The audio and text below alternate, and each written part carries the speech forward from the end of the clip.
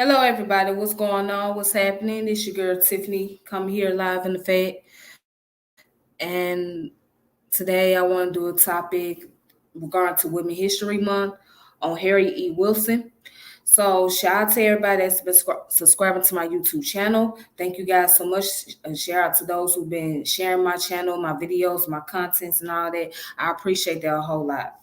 So today we're going to be dealing with the topic about Harriet E Wilson, who was she was an African American novelist. As a matter of fact, she was the first African American to have her novel published here in America. So we looking at all these phenomenal women throughout history that has really done a tremendous work within not just here in this country, but also throughout the diaspora and in the continent as well. So we're going to look at Harriet E. Wilson. All right, so I have a picture of her. This is Harriet E. Wilson. All right. And then I also have another image of her. It's like her statue.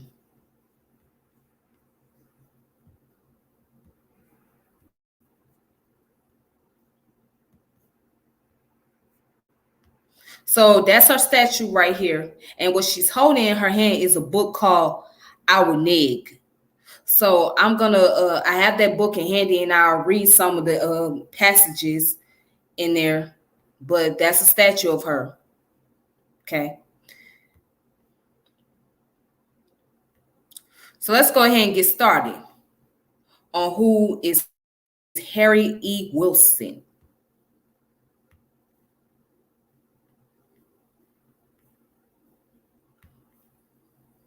All right, so today I'm going to be using blackpast.org. And if you have not checked out this website, you need to, because this is where you can find a lot of great information about African history and African American history throughout the diaspora. All right, so as you can see, that's the title of her book. Now, let's look at her biography. So it says Harriet E. Wilson is believed to be the first African American woman to publish a novel in the United States. Her fictional autobiography, Our Neg, or Sketches from the Life of a Free Black in a Two-Story White House North, showing that slavery's shadow falls even there, was printed in 1859 by the Boston, Massachusetts publisher George C. Rand and Avery. Much of what is known about the life of Harriet Wilson has been derived from the book, on which up until the early 1980s was considered the work of a white author. In 1981, the scholar Henry Louis Gates Jr., who I would strongly recommend you guys to check out, he has a lot of great information. He also has a video out right now on PBS called Black Churches, so please check that out if you get a chance to. But anyways, it was shown the original edition in a Manhattan, New York bookstore and republished it in 1983 with his discoveries that the author was African American and that the story was largely autobiographical. It turned the literary world on its end, as up to that point it had been widely accepted that the first African American published novelist had been Frances Ellen Watkins Harper with Iola Leroy, or Shadows Uplifted, in 1892. So Harriet E. Wilson was born Harriet E. Adams around 1828, most likely in Milford, New Hampshire. By 1850, she was living as a 22-year-old woman in Milford with the Samuel Bowles family, perhaps as their indentured servant. A year later, she moved to Massachusetts to make a living as a seamstress, but plagued by poor health, she took work as a servant.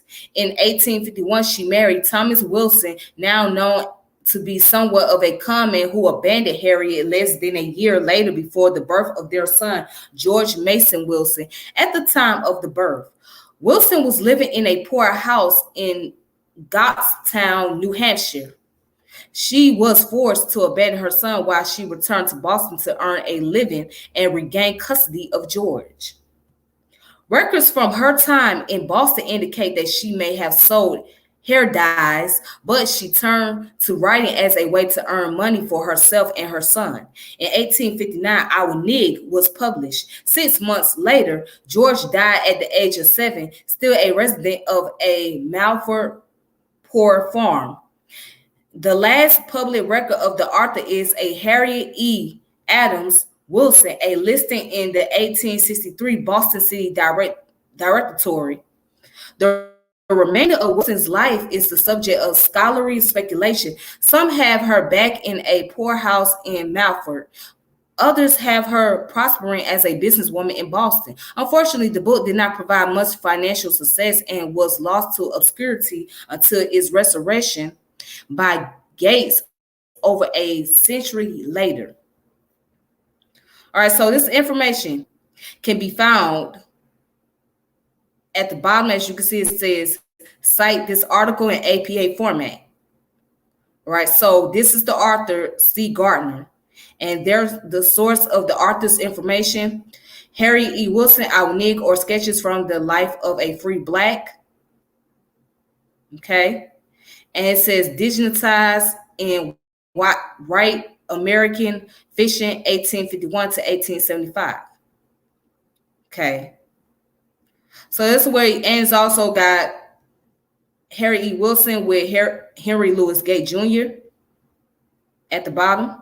So you can also just check it out for yourself. And the website is right here. See if I click on it.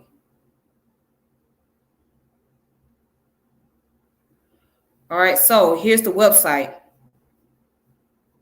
which is ltrs.indiana.edu. So Write American Fiction, 1851 to 1875. Okay. All right, so that's part of the information. Let's see what else I can find from WikiOne.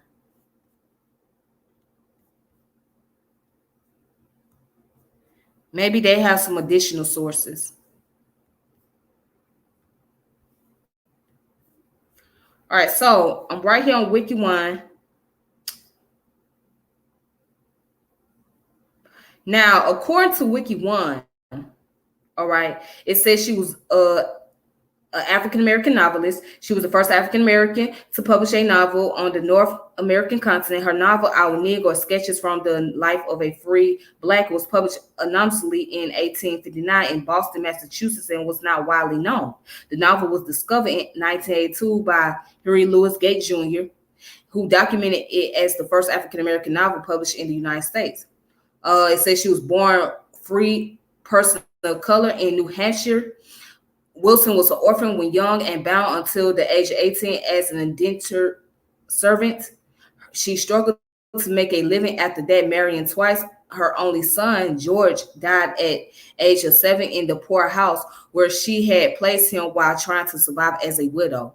She wrote one novel. Wilson later was associated with the Spiritualist Church, was paid on the public lecture circuit for her lectures about her life, and worked as a housekeeper in a boarding house.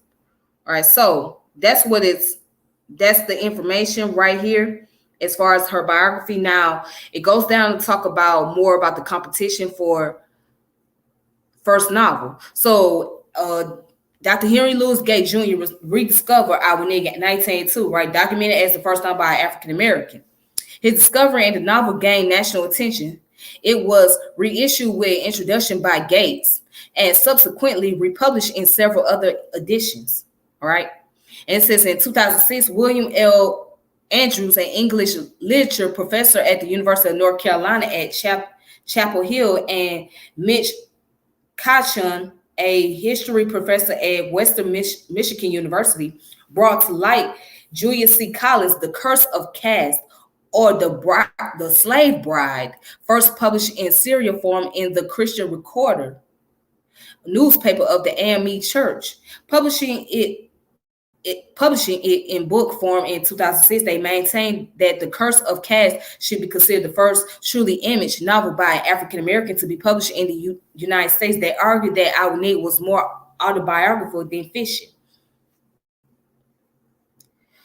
All right, and it says Gates responded that numerous other novels and other works of fiction of the period were in some parts based on real life events and were in that sense autobiographical, but they were still considered novels. Example included Fanny Fern's Ruth Hall, Louisa May Alcott's Little Women, and Hannah Webster Foster's The Coquette. So basically, it's a dilemma about was she the first person to publish a novel in the United States? So basically, that's what the dilemma is. Was she the first person, Harriet E. Wilson, or was somebody else? So according to scholars, there's many accounts of individuals who had their novels published before she did, or prior to her time period. So but this is what happens when you don't have enough resources and information regarding to the individual. It brings about a very serious debate, and it can be very complicated to determine what time period or when or or what date exactly did the person write the novel and who did they reach out to, etc. So when it came to account of our history, and especially in her time, a lot of documents weren't kept, regarding to African Americans, whether it be the novels they've written, the essays, letters, whatever it was. A lot of those things were like destroyed and altered. So you weren't able to find out a lot of information. In the same way that's why so many of us don't know about our ancestry unless we take a DNA test. But outside of DNA test, we wouldn't know much about our ancestry. Why? Because information has been undocumented, or the information has been altered, or it has been destroyed. So therefore, it's not enough information to verify, well, who was a slave, who wasn't really a slave, and who owned some slaves, or what type of lineage or bloodline did this person come from? Like, what tribe did they belong to, and all that. That's why we don't really know, because a lot of stuff has not been kept on, and it has not been kept on file. And so it's hard to determine like exactly what date, what period, etc. All right, but let me go ahead and continue. So I'm going to skip down. I'm going to read this part. It says the first known novel by an African American is William Wells Brown's Koto, or The President's Daughter. Published in the United Kingdom, which was in 1853. Published in the United Kingdom, where he was living at the time. The critic, Sven Burkerts, argued that the unfinished state of The Curse of Caste, Collins died before completing it, and its poor literary quality should disqualify it as the first building block of African American literature. He contended the works by Wilson and Brown were more fully realized. All right, so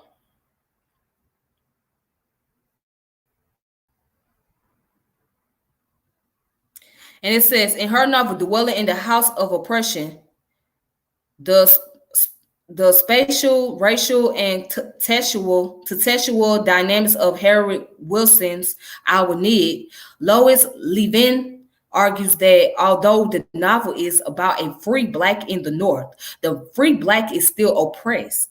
The White House, quote and unquote, of the novel represents, as Levin puts it, the model home for American society is built according to the spatial imperatives of slavery.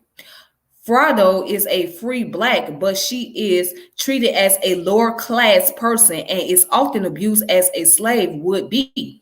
Levin argues that Wilson was expressing her view that even the free blacks were not really free in a racist society. That is a fact. The free blacks weren't always free. They weren't always free to go wherever they want to. They didn't always have the luxury to travel. They didn't have the luxury to live wherever they want. So they were confined to certain areas. They were confined to certain job criterias. So they weren't necessarily free. They were just free from being under the slave masters, but they weren't free as they have a bunch of options what they can do with their lives and where they can travel and whatnot, because they didn't really have that much option. And they didn't have the option of what type of job they can work either, because it was only limited sources.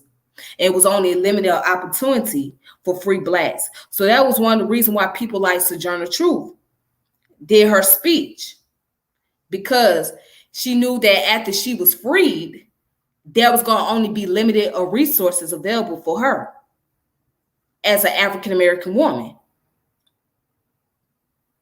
So yes, at that time period, just because you was a free black doesn't mean that you was necessarily free. That just means that you didn't have to work under a slave master anymore. And the slave master no longer needs your service. So you was good to go.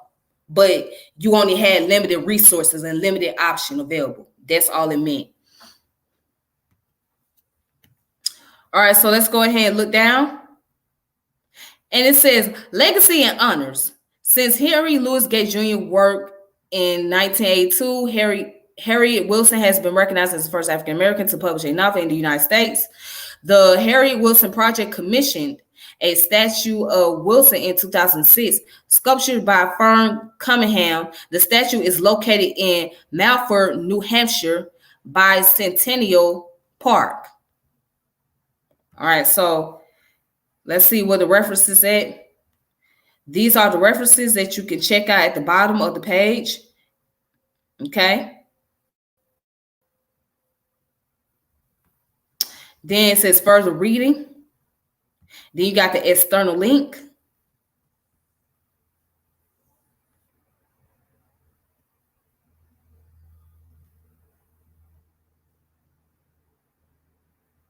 All right, so you guys can check this out if you want to find out more. So it's not a whole lot of information about her life, but it's just a little resource here.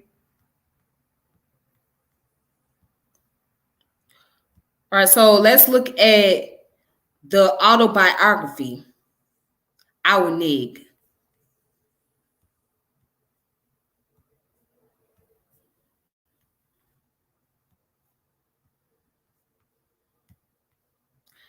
All right, so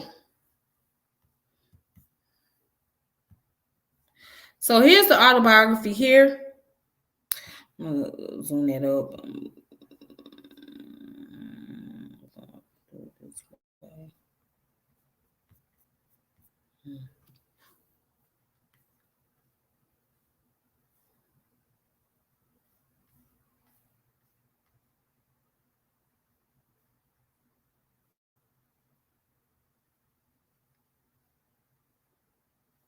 All right, let's see what they're talking about here in this book.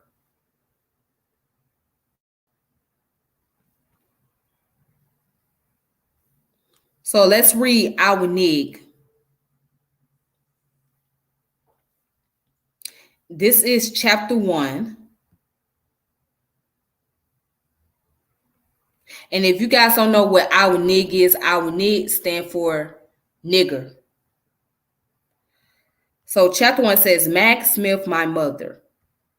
Oh, grief beyond all other griefs, when fate first leaves the young heart lone and desolated in the wide world without that only tie for which it loved to live or feared to die. Long as the hung up lute that never hath spoken, since the sad day its master chord was broken. That's beautiful. Lonely Maxwell see her as she walks with the downcast eyes and heavy heart. It was not always thus. She had a loving and trusting heart. Early deprived of parental guardianship, far removed from relatives, she was left to guide her tiny boat over life's surges along and inexperienced. As she merged into womanhood, unprotected, uncherished, uncared for, there fell on her ear the music of love, awakening an intensity of emotion long dormant. It whispered of an elevation before unaspired to, of ease and plenty. Her simple heart had never dreamed as hers. She knew the voice of her charmer, so ravishing, sounded far above her. It seemed like an angel's alluring her upward and onward. She thought she could ascend to him and become an equal. She surrendered to him a priceless gem, which he proudly garnered as a trophy, with those of other victims, and left her to her fate. The world seemed full of hateful deceivers and crushing arrogance. Conscious that the great bond of union to her former companions was severed, that the disdain of others would be insupportable, she determined to leave the few friends she possessed and seek an asylum among strangers. Her offsprings came unwelcome, and before its nativity numbered weeks, it passed from earth, ascending to a purer and better life. God be thanked, ejaculated Mag as she saw its breathing cease. No one can taunt her with my ruin. Bless, release. May we all respond. How many pure, innocent children not only inherit a wicked heart of their own, claiming lifelong scrutiny and restraint, but are heirs also of parental disgrace and calumny, from which only long years of patient endurance and paths of rectitude can disencumber them. So, and it goes on to say, Mad's new home was soon contaminated by the publicity of her fall. She had a feeling of degradation oppressing her, but she resolved to be circumspect and try to regain in a measure what she had lost. Then some foul tongue would jest of her shame, and averted looks and cold greetings disheartened her. She saw she could not bury in forgetfulness her misdeed, so she resolved to leave her home and seek another in the place she at first fled from. At last, how fearful are we to be the first in extending a helping hand to those who stagger in the mires of infamy, to speak the first words of hope and warning to those emerging into the sunlight of morality. Who can tell what numbers advancing just far enough to hear a cold welcome and join in the reverse converse of professed reformers, disappointed, disheartened, have chosen to dwell in unclean places rather than encounter these holier than thou of the great brotherhood of man. Such was man's experience, and disdaining to ask favor of friendship from a sneering world, she resolved to shut herself up in a hovel she had often passed in better days, and which she knew to be untenanted. She vowed to ask no favors of familiar faces, to die neglected and forgotten before she would be dependent on any. Wow. Removed from the village, she was seldom seen, except as upon your introduction, gentle reader, with downcast visage, returning her work to her employer, and thus provide herself with the means of subsistence or subsistence. In 2 years, many hands craved the same avocation. Foreigners who cheapened toil and clamored for a livelihood, competed with her, and she could not thus sustain herself. She was now above no druggery. Occasionally, old acquaintance called to be favored with help of some kind, which she was glad to bestow for the sake of the money it would bring her. But the association with them was such a painful reminder of bygones. She returned to her hut, morose and revengeful, refusing all offers of a better home than she possessed. Thus, she lived for years hugging her wrongs but making no effort to escape. She had never known plenty, scarcely competency, but the present was beyond comparison with those innocent years when the coronet of virtue was hers. Wow, that's very deep. It's very deep. A very deep book. So if you guys want to read more, you guys can check this out. And this is on archive.org.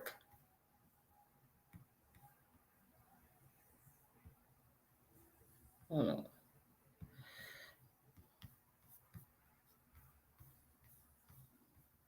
All right, so that's the title of the book right here. That was a very deep, powerful book. As far as that chapter is concerned, so basically, it's just a young African descendant woman who's basically talking about her experience of being neglected by society, even though she was born free.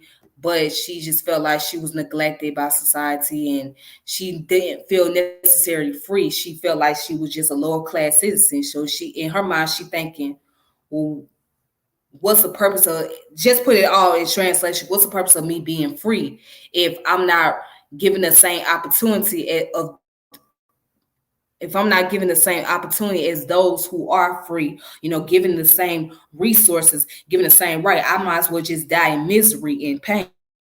So this is somebody who's suffering from post-traumatic stress disorder, or what we call, or what Dr. Joy DeGruy would like to call post-traumatic slave syndrome. Someone who just feel like they have no place in the world. So that's more like existentialism. It's more like existentialism and nihilism combined together. Why do I say that? Because she felt like she did not exist. And she felt abandoned. And she said, you know what? I'd rather feel abandoned. I'd rather not even ask for help. I'd just rather be by myself and figure this thing on out. And if I can't figure it out, then I'd just rather suffer and die. And the nihilism is basically, I don't see the value in life. I don't see the value in being here. I don't even care that much anymore. So it's someone who's really just dealing with a lot of depression and emotional distress, and they just venting out their problems. So that's more like a diary to me. It's like you writing in your diary. So basically, Harriet E Wilson, when she wrote that book, it was like she was writing in a diary, but she turned the diary into a novel using somebody else's name and remaining anonymous and publishing it on the market. But yeah, it was all what she was going through and what she was experiencing. So I felt like when I read that book, I was reading someone's journal. That's what I was feeling like. It felt like I was reading a journal. That's very deep. And hey, sir, thank you for coming through. I haven't seen you in a while. It's been a minute. So thank you for coming through. But anyways, you guys, that's all I have for today. As far as scholarship is concerned and sources of information and all that great stuff. So if you guys want to check out my YouTube channel, make sure you do so. Make sure you subscribe, which is the Tiffany French channel. And make sure you also, not only that, subscribe to my channel. Check out my brothers from Team Osiris. Check out The Descendant of O'Malley, which is by Brother Malik Kamara. Check him out. And check out Wise the Dome TV. Shout out to Brother Rakeem Shabazz. He's doing a lot of interviews on there, great interviews. So you guys make sure you check him out as well.